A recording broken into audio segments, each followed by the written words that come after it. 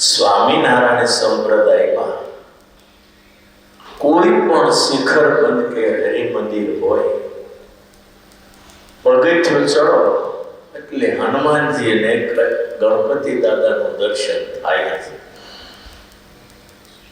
અને આ બે દાદા એટલા માથા ભારે છે, વિશ્વની કોઈ પણ શક્તિ આવે તો ભાંગી નાખે. ગણપતિની સિરિયલો તમે જોઈએ છે, રામાયણ તમે જોઈએ છે, હનુમાનજીમાં કેટલી તાકાત, કેટલી તાકાત. આખા બ્રહ્માંડને 14 લોકનો આ બ્રહ્માંડ જો ભાંગી નાખવો હોય ને તો ગદાનો ઉપયોગ ન કરવો. એક પાટો મારે તો બ્રહ્માંડ ભાંગી નાખે, આટલી તાકાત હનુમાનજી. છતાંય બિચારા કેટલા દયાળુ, કેટલા દયાળુ. એ તો તમે જુઓ, અરે આપણી બુદ્ધિ તમા કામ ન કરે. જ્યારથી ગોપાળાનંદ સ્વામીએ સારંગપુરમાં બેસાયા તેથી તે દિવસથી હોવાનું ખાવાનું ભૂલી અને આ સત્સંગની સેવામાં ખડે પગે હનુમાનજી.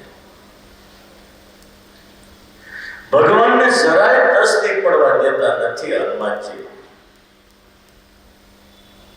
જ્યારથી મહારાજે ગોપાળાનંદ સ્વામીને આ સત્સંગ આખો સોંપ્યો અને ગોપાળાનંદ સ્વામીએ જ્યારથી હનુમાનજીને બેહાડ્યા ત્યારથી આ સત્સંગમાં રોજ દિવાળી.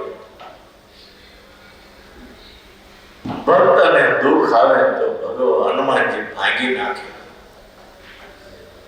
એટલે તો ગોપાળાનંદ સ્વામીએ નામ પાડ્યું કષ્ટભંજન દેવ. આપણા સત્સંગમાં હનુમાનજીની જેટલી સેવા છે એટલી કદાચ ગોપાળાનંદ સ્વામી પછી કોઈની નહીં હોય. જે દિવસે ભગવાનનો જન્મ થયો નહોતો, ધર્મદેવને ભક્તિમાં એટલા દુઃખી એ દુઃખનો કોઈ માપ નહોતો. આ તો દેવકોટીમાંથી આવ્યા ને એટલે આપઘાત ન કર્યો, નહીતર એ દુઃખમાં આપઘાત કરી મરી જાત. તેથી હનુમાનજીએ ધર્મદેવ અને ભક્તિ માતાનો હાથ ઝાલ્યો અને એનું જે કામ કર્યું છે ને વિશ્વમાં રેકોર્ડ. એટલે હનુમાનજી મહારાજનો ઋણ સ્વામિનારાયણ સંપ્રદાય ઉપર બધાઈને રહે. જેમ શ્રીજી મહારાજના ઋણમાંથી નહીં છૂટા એમ હનુમાનજીના ઋણમાંથી કોઈ સાધુ હરિભગત છૂટી નહીં શકે. વડીલ ગોપાળાનંદ સ્વામીના વચન ઉપર આજે પણ હનુમાનજી ખડે પગે સારંગપુરમાં ઉભા છે. એનો ચમત્કાર તો તમે જુઓ. વડતાલમાં ભગવાનના પધરાવેલા દેવ, ધોલેરા ગઢડામાં ભગવાનના પધરાવેલા દેવ, એમાં કઈ કમી છે? છતાંય ત્યાં માણસ આવે એના કરતા અનેક ગણો માણસ સારંગપુરમાં આવે છે. હવે હનુમાનજી મહારાજનું વશીકરણ ચાલો તમે કહો. બીજા તો વશીકરણથી લોકોને ખેંચે, જગતની મોટપ મેળવવા અને જગતની વાહવા મેળવવા માટે લોકો વશીકરણથી લાખો લોકોને ખેંચે અને ગાંડા કાઢે તોય અને હારા કહે. પણ હનુમાનજીને માટે શું? હનુમાનજીની પાસે એક જ વશીકરણ હતું, રામ રામ ને રામ, બીજા કોઈનું નહીં કામ. રામ રામ ને રામ, બીજી નહીં વાત. રામાયણના હનુમાનજી પણ આજે સ્વામિનારાયણ સંપ્રદાયના હનુમાનજી કહેવાયો. પરોક્ષ વાળા ગમે એટલે પછડા, પણ સારંગપુર દાદાનો પ્રતાપ તો દિવસે દિવસે વધતો જ. પણ કોઈ ફરક ન પડે હનુમાનજી દાદાને કે હનુમાનજી જે સંપ્રદાયની રક્ષા કરે એ સ્વામિનારાયણ સંપ્રદાયને કોઈ ફરક ના પડે.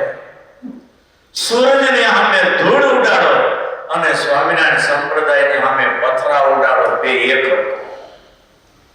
અંતે પોતાની ઉપર જ પડવાના. હનુમાનજી લંકામાં ગયા ને ત્યારે રાત પડી ગઈ હતી. ઉડ્યા ત્યારે દિવસ હતો. લંકીની ગેટ ઉપર ઉભેલી રાતના 11:30-12 વાગ્યા હતા. હનુમાનજી લંકામાં જાય તો લખી, એ બંદર ક્યાં જાય? અંદર નહીં જવાતો. આડી પડે ને વાકી વળે એ કોણે મારીને હોય બાપ. હનુમાનજી કે બાપ તો હજી પાછળ, હજી પેટો જાય ઓછા. લંકીને પહેલી વૈકુંઠમાં મોકલી દીધી. પછી લંકામાં ગયા. હનુમાનજી ધીરે ધીરે આમ લંકામાં ગયા. રાજમાર્ગમાં રાત્રે 12 વાગે કાગડા ઉડે. તેથી ક્યાં લાઈન લેતી? નહીં રાજની જેમ આટા મારતા હોય પીધેલા એવા તેવા. હનુમાનજી ગયા સીધા રાવણના મહેલ પાસે સીતાની શોધ માટે. મહેલના ગેટના દરવાજા બંધ હતા. એટલી કેટલી સેફટી છે રાવણને. ઘણું જોયું, જોર કર્યું, પણ આ દરવાજા મજબૂત ને બંધ કરેલા. પછી સૂક્ષ્મ રૂપ ધારણ કર્યું. 52 રામાયણો છે જુદી જુદી. કોઈ કે બિલાડાનો રૂપ લીધો, કોઈ કે મત્સરનો રૂપ લીધો. એવા જુદા જુદા નામ આપે. પણ તુલસીદાસ લખે સૂક્ષ્મ રૂપ ધારણ કરી કોઈ દેખે ને એવું. તિરેણમાંથી હનુમાનજી અંદર ગયા રાવણના મહેલમાં. હનુમાનજીને એમ કે રાવણ મહેલમાં લઈ ગયો હોય સીતાજી. એ મહેલમાં ગયા ને તો નકરી શૈયાઓ હતી, હોલ હતી. દેવકોટીની રૂપાળી સ્ત્રીઓને લઈ આવેલો રાવણ. પાતાળમાંથી કોઈ નાગ કન્યાઓ રૂપાળી લાવેલો. એ બધી આમ ઢોલિયાઓમાં ઉતેલી લાઈન. અને વચ્ચે ઢોલિયામાં રાવણ સૂતેલો ને એક રૂપાળી સ્ત્રી એની સાથે સૂતેલી. નક્કી કર્યું કે સીતાજી નથી. એક પછી બધી શૈયામાં જોયું. દેવકોટી નાગકોટીની કન્યાઓ બધી રૂપાળી રૂપાળી લાવેલું ને મહેલમાં ઢોલિયામાં સૂતેલી. જોઈ લીધું આમાં સીતાજી નથી. વળી હનુમાનજી મહેલની બહાર નીકળ્યા અને પછી આમ રસ્તામાં ઉભા હાલ્યા. મોટા મોટા હોનાના મહેલો. હાલો આપણને તો એક ઈટોડો મળે તો ગાંડા થઈ. ઓલે આખા હોનાના મહેલ તમે જોત કરા. આમાં ઈટોડો કોઈ એક હોનાની ઈટ મળી હોય તો એક એનું મગજ ઠેકાણે. હાચું કહેજો. પછી હનુમાનજી હાલ્યા હતા મહેલો જોતા હતા. એક જોર એક બોલું એવા હોનાના મહેલો, 8 માળની હવેલીઓ. એવામાં એક મહેલ હતો ને એમાં લખેલું શ્રી રામ નિવાસ. હનુમાનજી ચોંકી ગયા. ઓ આ રાક્ષસ ભૂમિમાં રામ નિવાસ કોણ? આમાં વળી રામનો ભગત કોણ? ખખડાયો તો મજબૂત દરવાજા લોક કરેલા. પછી હનુમાનજી બોલવા માંડ્યા, રામ રામ રામ રામ રામ રામ. હનુમાનજી બોલવા માંડ્યા. ત્યાં અંદર મહેલમાં વિભીષણ જાગી ગયા. જ્યાં ગેટ ઉગાડ્યો હનુમાનજીને કહે રામ રામ. દોડીને વિભીષણ આવ્યો. ઓ બંદર, અહીંયા ક્યાંથી? કાળ પણ લંકામાં પ્રવેશ ન કરી શકે એ લંકામાં બંદર કઈ રીતે આવી શકે? આ કોણ? કે રામ ભક્ત, રામદૂત. હે, કાળ પણ લંકામાં ન પ્રવેશ કરી શકે, તમે કેમ આવ્યા? હું તો ન આવી શકું. પણ રામે સુડામણી આપ્યો ને, વીંટી આપી. એ મારા મોઢામાંથી વીંટીને કારણે હું સાગરનું ઉલ્લંઘન કરીને લંકામાં આવ્યો છું. બાકી મારી તાકાત કોઈ આ લંકામાં આવવા જેવી હતી નહીં. આ તો મારો પ્રભુ રડતો હતો એટલે મરણીયો પ્રયાસ કરીને મેં બીડું ઝડપ્યું કે હું દક્ષિણમાં જાઉં છું સીતાની શોધ માટે. શોધ મળશે તો આવી, નહીતર દક્ષિણના દરિયામાં મરી ખપી જાય. એ વિશ્વાસ આપીને આવ્યો છું. હું રામનો ભગત છું, રામનો દૂત છું. વિભીષણ પથમાલે ભેટી ગયા. વાહ મારા પ્રભુનો ભગત. બેની આંખો ભીની થઈ ગયો. અને વિભીષણે પૂછ્યું કે આટલા બધા સાગરનું ઉલ્લંઘન કર્યું. આ રામનો પ્રતાપ મારામાં કાંઈ નહીં. હું આવી ન શકું અને મારું કોઈ નામ લે તો હવે ખાવાનું એમ ન પ્રાતલે જો નામ મારા તાહે દિન દેહી ન મિલે આહારા તાહે દિન દેહી ન મિલે આહારા. પણ અહીંયા જે આવી શક્યો એ મારા રામનો પ્રતાપ છે. પણ વિભીષણજી, હું તો આવ્યો રામના પ્રતાપે, પણ આ રાક્ષસોની વચ્ચે તમે એકલા રામના ભગત કેમ જીવી શકો છો એ મને કઈ સમજાતું નથી. ત્યારે વિભીષણ કે તમારી જેવી મારી દિશા જેવી દર્શન હો માહી જીપ બિચારી જીમી દર્શન હું માહી જીભ બિચારી. બિચારી જીભ જેમ બત્રી દાંતની વચ્ચે રહે ને એ હું આ લંકામાં રાક્ષસોની વચ્ચે રહું છું. સોના પવન સુતરેની હમારી જીવી દર્શન હો માહી જીભ બિચારી. હે હનુમાનજી, બત્રી દાંત વચ્ચે જીભ રહીને એમ હું આ રાક્ષસોની વચ્ચે રહું છું. આ હનુમાનજી મહારાજ આટલા સાગરનું ઉલ્લંઘન કર્યું તો એમ કહેશે આ રામનો પ્રતાપ. આપણે થોડું કઈ કરીને આપણે કર્યું. ભલે કરોડપતિ તો હું સુરત લાવ્યો હતો, પણ તને કોણ લાવ્યો તું એ હારો વિચાર ન કર્યો પાછો. ગમે એમ તો આપણે માયાના જીવ ગાંડ પણ આપણને વળગ્યું છે ને એવું કદાચ બીજાને નહીં વળગ્યું હોય. કરતા હરતા જેથી મહારાજ મનાશે ને તેથી દુઃખ માત્ર ઉડી જવાની ચોક્કસ વાત છે. હનુમાનજી મહારાજની કેટલી સેવા, કેટલી સેવા.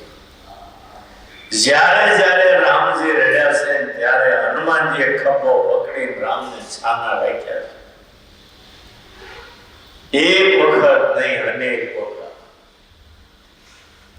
સીતાનું હરણ થયું તેથી તો એ હતા નહીં ત્યાં પહોંચોટી, નહીતર તેથી રામાયણ જ ન થવા દે. પહોંચોટીમાંથી ઉડી રાવણને મારી સીતાજીને કુટિયામાં પાછા આપત પહોંચોટીમાં લેવા મારા સીતાજી. રામાયણ ન લખાય. આ તો હનુમાનજીનો પ્રૌઢ પ્રતાપ. એના ભાગ્યમાં રામની સેવા લખી હશે ને એટલે આ બધી રામાયણ બની છે. આખી રામાયણ બનવાની પાછળ હનુમાનજીના ભાગ્યમાં રામની સેવા લખાણી એટલી. હનુમાનજીના કપાળમાં જો રામની સેવા ન લખાણી હોય તો આ જગતમાં રામાયણ હોત જ નહીં. હનુમાનજી દેવ છે ને બહુ દયાળુ દેવ છે. નહીતર ભૂતડા કોને વળગે તમે નક્કી કરો. નાલાયક ને મારખા એવા લફંગા ખોટા હોય એને ભૂત વળગે ને તો એને સારંગપુર લઈ જાય. એક ભૂતરું વધારે મૂકવાનું હોય કે કાઢવાનું હોય તમે નક્કી કરો. હાલો લે. પણ ગોપાળાનંદ સ્વામી હનુમાનજીને કહ્યું ગમે એવો ગુનેગાર હોય, ગમે એવો પાપી હોય, ગમે એવો જીવ હોય, તમારી આગળ આવીને બેસે એના ખોડિયામાં જીવ હોય તમારે કાઢવા. પછી પાપી પુણ્યશાળી એ તમારે જોવાનું. હનુમાનજીનું કામ છે ને જગતના જીવના ગુના અમુક જોતા જ નથી. અને હનુમાનજીને ખબર છે કળિયુગના જીવ કાળો કરવાના. હા તો એના કર્મનો જવું ને તો જ એનું ભલું કરી શકું, બાકી કરી ન શકું. આપણને એમ થાય આનું પુત્રું ન કઢાય, પણ હનુમાનજી કાઢે. હનુમાનજી જીવના ગુના અમુક જોતા અને કળિયુગના જીવના ગુના અમુક જો જોવા જાય તો આમાં ગુના વગરનો કોણ બતાવો એક મને. કળિયુગ જીવ ગુનાથી ભરેલા છે. આ તો ભગવાન દયાળુ છે ને એટલે આપણી રોટલી શેકાય છે અને આપણું ટટોળું હાલે છે. બાકી હનુમાનજીનો જે પ્રૌઢ પ્રતાપ, ગુરુને અમે સારંગપુર બહુ રહ્યા હતા. હનુમાનજીને ગુરુએ રંગકામ કરાવ્યું. 8 દિવસ સુધી ત્યાં રહ્યા. રોજ ત્યાં બેસીએ, રોજ પુતરા કાઢીને જોતા. અહીં એવી બગડાટી બોલાવે, એવી એમાં રવિ મહારાજના આકલા એ મુક્ત જીવતા ભૂત થયોની કેસેટ છે, પણ જોઈ ક્લિપ લઈ દેજો મારી પાસે. એ કેવા પરાડા પાડે છે, હનુમાનજી પાસે કેટલો વળે છે, રાડ્યું નાખે. બાપરે મરી ગયો, હું થયું તાકે ભગવાન થયો. એટલે એ કેસેટ સાંભળવા જેવી છે. યુટ્યુબમાં છે, સાંભળો તો તમને ખ્યાલ આવે. બરાડા પાડે કેટલું રડે છે. બાપરે કોઈ ભગવાન થતા ને હું તો ભરી ગયો. મોબાઈલમાં મારી પાસે લઈ જાય ક્લિપ લઈ છે, યુટ્યુબ માં છે. એટલું છે ભગવાનની સામે પડે ને એનો કોઈ દી હળખું થાય નહીં. ભોગવે છૂટક્યો આજ નહીં તો કાલે. મનાવા પૂજાઓમાં જેટલા પડે ને એની હાર ગતિ થવાની તમે જોઈ. અસર ગતિ જે નામ બોલે તેથી ખબર પડે, ત્યાં સુધી ખ્યાલ આવે. અને આવા કિસ્સાઓ બહુ સારંગપુર દાદા પાસે આવે. ગમે એવા હોય પકડી પાડે. કોઈને કાંઈક વળગ્યું હોય ને હનુમાનજી સામે લાવે, મને ફલાણાએ મોકલ્યું. હવે મોકલનારો અમેરિકામાં હોય, પણ રવિ મહારાજ કે દાદા દૂતો કોઈ હાજર કરે, છઠ્ઠી વગાડે ને તો આ દૂત 1 મિનિટમાં અમેરિકાથી લાવીને ખોડિયામાં હાજર કરી દે. 1 મિનિટ ન થાય તો અમેરિકાથી લાવીને હાજર કરી દે. હનુમાનજીની તાકાતને એક બાજુ મૂકવા, જે 13 વાંદરની સેના છે ને, એક વાંદરને કે અમેરિકામાં 1 સેકન્ડમાં ખોડિયામાં હાજર કરી દે. આ સેનામાં જે 13 છે ને એ હનુમાનજી જેવા છે. હનુમાનજીને કાંઈ કરવાનું નહીં. સારંગપુર હોય, રવિ મહારાજ એમ કે દાદા દૂતોને કહો આને મોકલનાર વ્યક્તિ જ્યાં હોય ત્યાંથી હાજર કરે, 1 મિનિટમાં હાજર કરે. વરાસામાં એક સાવરકુંડલાના કાંતિભાઈ કરી રહી જાણી, એની બહુ 18 વર્ષથી પથારીમાં અને ફૂલીને એવી દડા જેવી થઈ. કાંતિભાઈ 3 છોકરા મોટા કર્યા.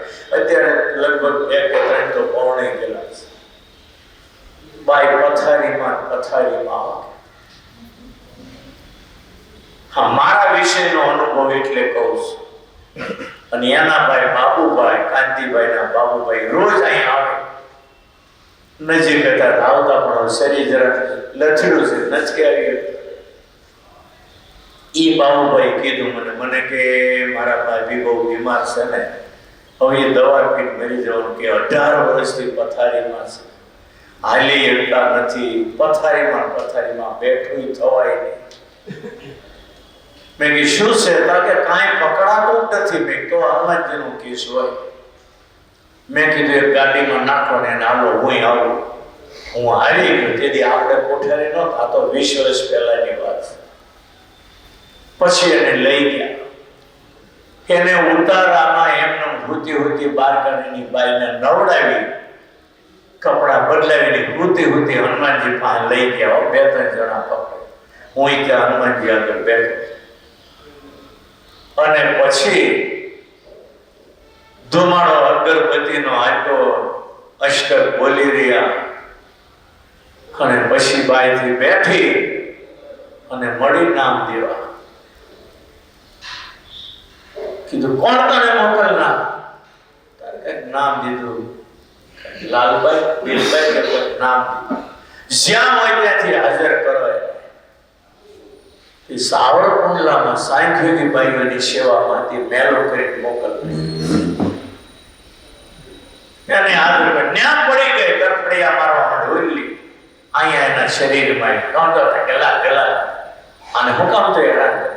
તમારે લગ્ન થયા ત્યારે એની વાહ થતી હતી, મને કોઈ પૂછતું નહોતું, એટલે મેં એને હેરાન કરવા હું કર્યું છે. અને પછી મારી જે તોડી નાખી તમારાથી જોવાય નહીં.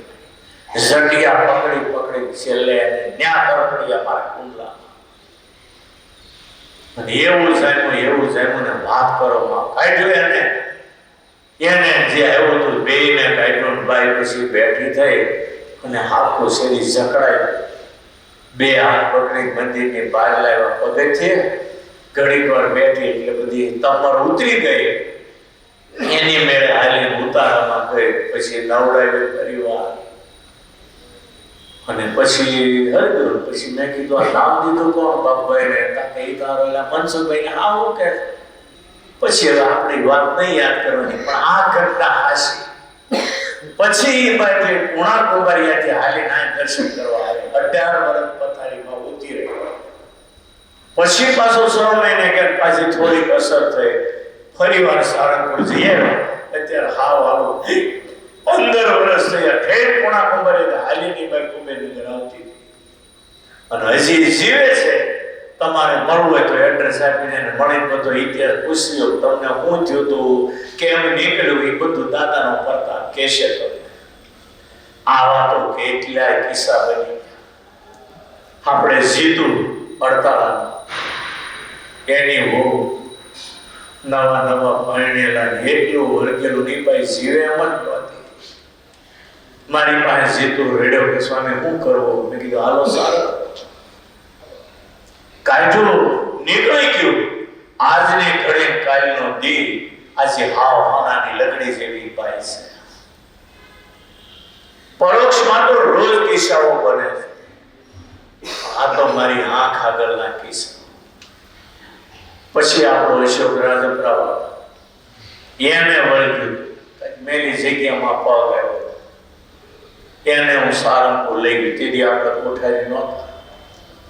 અને એનામાં આવ્યું. પછી જે અશોકને માર્યો છે ને, કોઈ તમે જોઈ ન શકો. એટલો માર્યો, પસણાય જોરથી. એટલો માર્યો ગયું હાથને ગળી કાલમાંથી. આજે અશોકને આકલા કરે છે.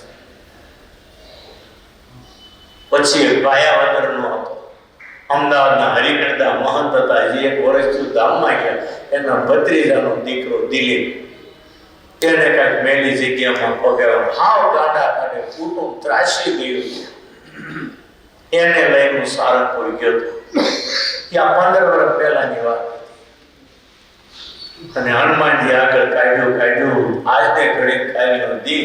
આજે બધી વાતે હરખો છે. હા તો હું ભૂલી જાઉં એટલે નહીં. 75 કિસ્સા તો મારી નજર આવેલા છે. એટલે તમને એક સાચી વાત કહું ને, સારંગપુરના દાદા એટલે જીવતા દાદા. ગલ્લા નીકળે, કરોડ નો ગલ્લો. આ દિવાળી ઉપર 2 કરોડનો ગલ્લો. આપણો લક્ષ્મી સ્વામી ઘણી થાકી જાય. સવારથી સાંજ સુધી ઈદ કરવા. તમે વિચાર કરો, 2 કરોડનો ગલ્લો કરતા આપણા સાધુ બિચારા નવરાત નહીં રહેતા. આસુ માનશે એક ઘડીએ નવરાત. અમુક ફૂટે છે સાધુ. પછી તો આપણા સાધુ બધા હોશિયાર વિવેકની એટલે કમિટીઓ કરી છે. જમરાણાથી 50 જણને લાવે, લાઠીદરથી 50 જણની કમિટી કરી. એકને ફોન કરે એટલે 50 ને કહી દે કે ત્યારે ટ્રેક્ટર ભરીને આવે અને કરોડના બિલ. તો એમાં તો 5,000, 10,000 ને 50,000 ના બંડલો નીકળે એટલે સારું. નહીં તો ઘણી મરી જાય તો ગણાય ન. એટલે હનુમાનજી દાદાનો જે પ્રતાપ છે ને, એની વાત આખી હાવ અલગ જ છે. અને જેણે ત્યારે હરખું કર્યું એનું હરખું, જેણે ત્યારે કાળું કર્યું ને આજે એના ધનોત નીકળી ગયેલા દેખાય છે. ભૂતળા નહીં પણ વહીવટમાં જેને ખોટું કર્યું આજે એ પથારીમાં વિદાય છે. કોઈ પણ હોય જેણે સારું કર્યું છે એનું દાદા સારું કરે. બાકી ત્યાંથી લાખો રૂપિયા ચોરી કે હનુમાનજી કે ન લઈ જતો, લઈ જાય મારે ત્યાં ક્યાં ખોટ છે. ગમે એટલું લક્ષ્મીનારાયણ દેવ પાસેથી લો તો નારાયણને શું ઓછું થાય? લક્ષ્મી એના પગમાં બેઠી છે. એટલે હનુમાનજી દાદા છે ને આપણા પહેલા નંબરના સત્સંગી હોય તો હનુમાનજી કહેવાય. આ સંપ્રદાયમાં હનુમાનજીની સેવા છે ને એટલી કોઈની નહીં. એ ભૂતરા નીકળી જાય પછી બાધા આપ્યો ની શૈલી પૂરી કરવા તો શું કરવાનું? 5 માળા સ્વામિનારાયણ નામની કહી દો. મુસલમાન પણ 5 માળા સ્વામિનારાયણ નામની કરતો થઈ જાય. આપણે મુસલમાનને સત્સંગી ન કરીએ પણ હનુમાનજી કરી દે સત્સંગી. એવા હનુમાનજીએ સત્સંગી કર્યા હોય એવા લાખો સત્સંગીઓ આજે સ્વામિનારાયણ સંપ્રદાયમાં પરદેશમાં તો બહુ જ્યાદા છે.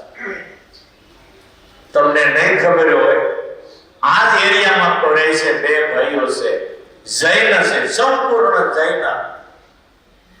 દુબઈમાં મોટો ધંધો છે. દર મહિને 2 ટ્રક આખી ભરેલી કિંમતીમાં કિંમતી ચોખા દર મહિને સારંગપુર આપે છે. આ કોઈની મંદિર નથી જોયું, જૈન છે એના, પણ હનુમાનજીને દર મહિને 2 ટ્રક ચોખા જાય.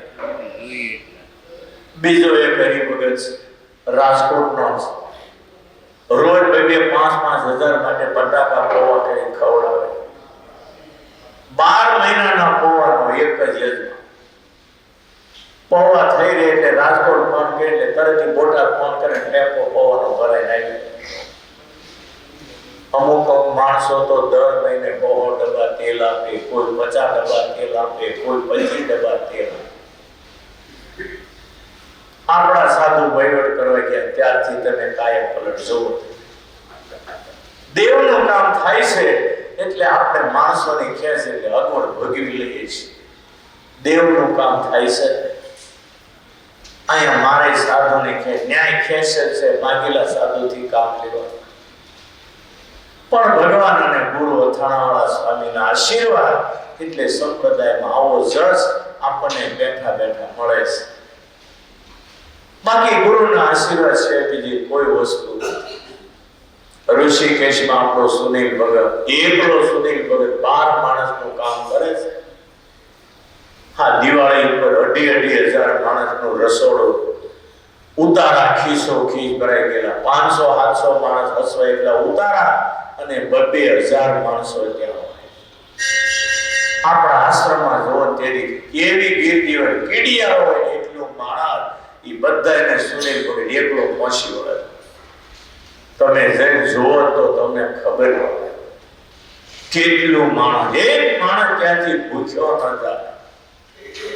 રસોઈ બની હોય 100 માણસ આવ્યા તો એ વધારે તો તરત રસોઈ બની જાય. એક માણસ ત્યાંથી પાછો નથી. સવારે નાસ્તો હજારો માણસનો, બપોરે જમવાનું, એવું ઉનાળાનું વેકેશન અને દિવાળીના વેકેશનમાં તો ઘર ભરાની ધીરજ તૂટી જાય એટલો ભીડો હોય પણ એક વ્યક્તિ ત્યાંથી પૂછ્યો ન જાય. અત્યારે આપણા આશ્રમમાં 350 ભિખારીઓ બપોરે આવે જમવા અને 350 ભિખારીઓ સાંજે આવે. તમારે સગી આંખે જોવું હોય ને તો સવારમાં 10 વાગે અને સાંજે 5 વાગે આપણા આશ્રમમાં જવું. એ 350 ભિખારીઓ જેની ઉપર કપડું પણ હરખું ન હોય એવા ભિખારીઓ હોય. 3 જણનું એકલા જમે, રોટલીની આખી થપ્પી આપી દેવું. આખું ઋષિકેશ સ્તબ્ધ થઈ ગયું છે. એવું કામ સુનિલ ભગતનું છે. એકલા છે પણ એનું મગજ એવું કામ કરે. 12 માણસનું કામ એકલા. વડતાલના લક્ષ્મીનારાયણ દેવ અને ગુરુ અથાણાવાળા સ્વામીનો આશીર્વાદ જેને કારણે આપણું આ બધું ગાડું હાલે છે. એમાં પછી આપણે કહીએ હું કઈક છું મારે લીધે એટલે સમજવું ગયા ઘોડો ચોકડ સાહેબ. આપણાથી એક હળીના 2 ટકરા ન થાય. આપણે તો કઠપુતળા છીએ. ભગવાન જેટલું નચાવે એટલું નાચવાનું, ભગવાન જેટલું કરાવે એટલું કરવાનું. બાકી કાલે કરી જવાના અને લોકો કહે છે રામ બોલો ભાઈ રામ, કામ રહી ગયો લઈ જાઓ. આમ જય સ્વામિનારાયણ. માટે ભગવાનનો પ્રૌઢ પ્રતાપ એમ હનુમાનજીનો આટલો પ્રૌઢ પ્રતાપ પણ કોઈ દી હનુમાનજી એમ ન કહ્યું મેં આમ કર્યું. જે કાંઈ બને એ મારા રામનો પ્રતાપ છે. એમ આપણામાં હનુમાનજીનું જીવન જોઈને એટલું શીખવાનું કે આપણને એવું ન થઈ જાય હું કઈ છું મેં આ કર્યું. જે થાય છે એ ભગવાનની ઈચ્છા, અને જે થાય છે એની ભગવાન કરાવે એટલે થાય. બાકી આપણે કઠપુતળા, આપણાથી એક હળીના બે ટુકડા ન થાય. ભગવાનને કરતા હરતા માની જીવવું, એના જેવી મોટી ભક્તિ એકે નથી. માટે ભગવાનને કરતા હરતા સમજી અને ભગવાનનું ભજન કરવું, પછી જોઈ લો જિંદગી જીવવાની કેવી મજા આવે છે. સહજાનંદ સ્વામી મહારાજ